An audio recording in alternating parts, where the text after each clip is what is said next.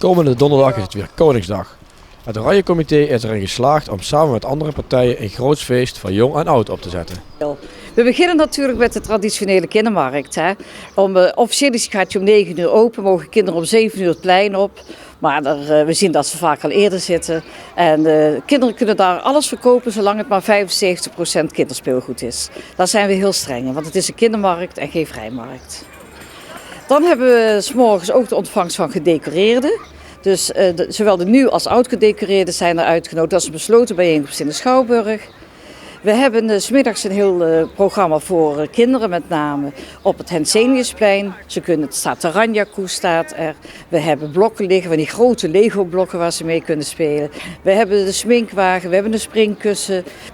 Kinderen kunnen zich laten fotograferen als koning Willem-Alexander en koningin Maxima met een groot doek in een frame.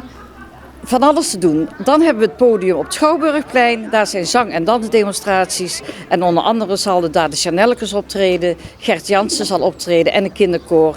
En er zijn allerlei dansdemonstraties op het plein zelf. Dus dat is tot 4 uur. En dan na 4 uur neemt de horeca het van ons over. En dan zijn er ook overal muziek. En dan met name op het Schouwburgplein, op het grote podium. Daar komt de band Harry, de band Proost en DJ Waldo. Dus van 's morgens 7 tot de kleine uurtjes is een feest in Venray.